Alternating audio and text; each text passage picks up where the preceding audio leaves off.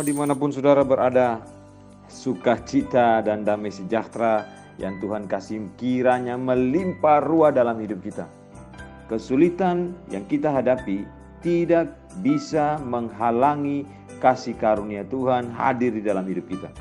Tergantung saudara dan saya mau terus memandang dan bergantung kepada Tuhan atau hanya melihat kesulitan itu yang memenuhi hidup saudara. Pandanglah Tuhan di balik kesulitan itu. Bersandar dan bergantung serta percaya sepenuhnya kepada Tuhan. Dia pasti akan memberikan jalan keluar di tengah-tengah berbagai kesulitan yang kita hadapi.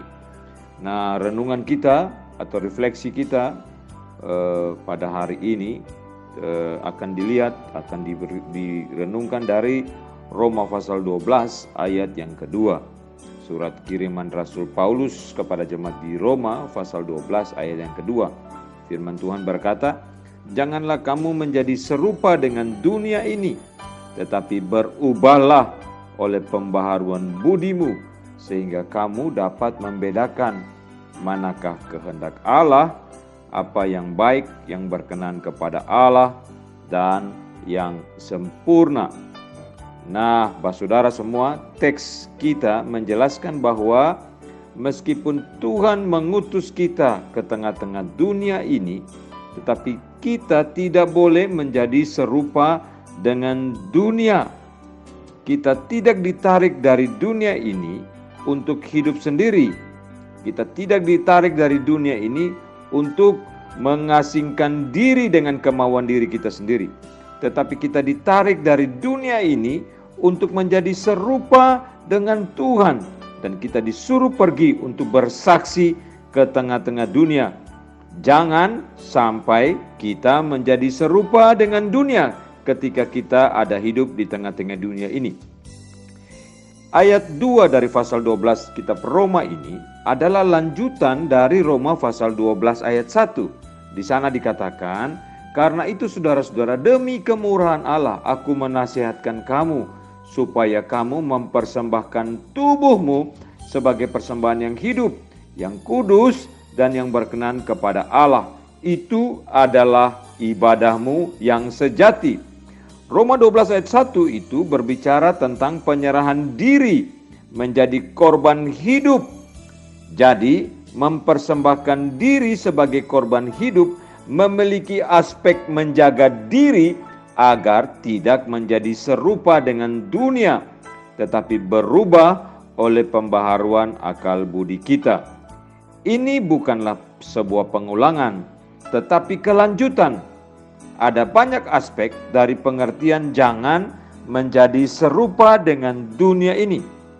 Saudara, jangan menjadi serupa dengan dunia ini bukan hanya berarti atau bukan cuman berarti jangan saudara mabuk, jangan saudara berjudi, jangan saudara clubbing, suka pergi ke klub-klub malam, jangan hal-hal yang tidak baik saja yang termasuk di dalamnya.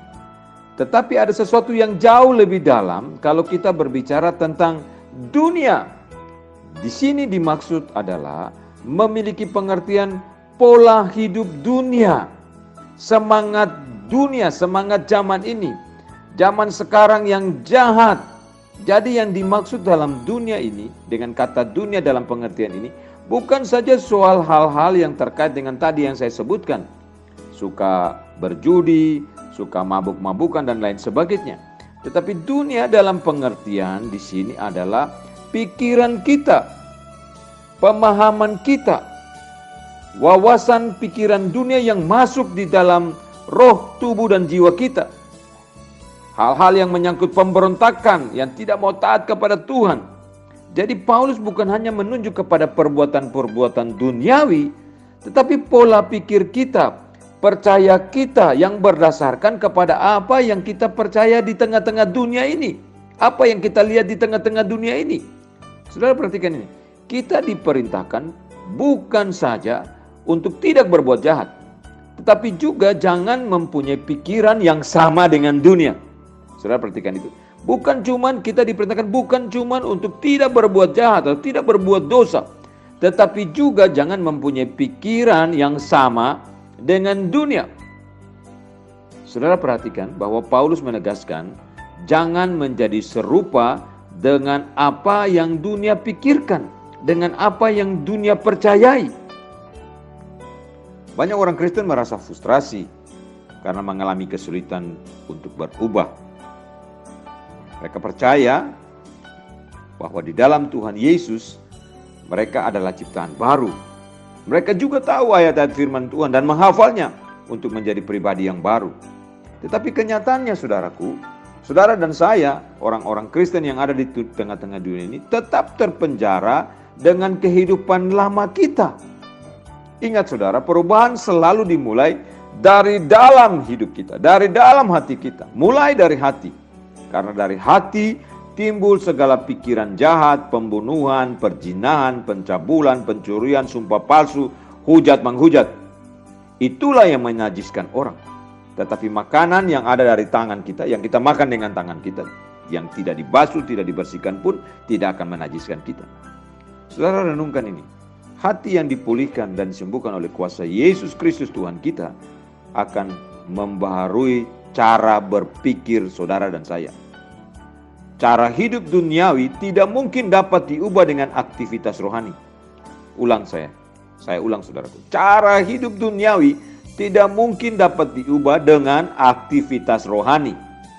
Makin banyak aktivitas rohani tanpa pertobatan, saudara dan saya hanya menambah jumlah orang yang munafik di dunia ini. Saya pakai kalimat yang lain. Aktivitas rohani tanpa pertobatan, saudara dan saya adalah orang-orang yang penuh dengan istobat, orang yang tidak bertobat. Dan itu menambah jumlah begitu banyak orang munafik di tengah-tengah dunia ini. Saudaraku, mari kita meletakkan hidup kita untuk tidak menjadi serupa dengan dunia. Tidak bersikap seperti orang dunia berbuat bersikap, tapi juga tidak menggunakan pola pikir orang dunia di dalam kehidupan kita. Mari kita menyerahkan seluruh hidup kita, mempersembahkan tubuh kita sebagai persembahan yang hidup, yang kudus, yang berkenan kepada Allah. Itu adalah ibadahmu yang sejati. Tuhan tolong kita, Tuhan tolong kita, Tuhan tolong kita. Terpujilah Tuhan dari kekal sampai kekal.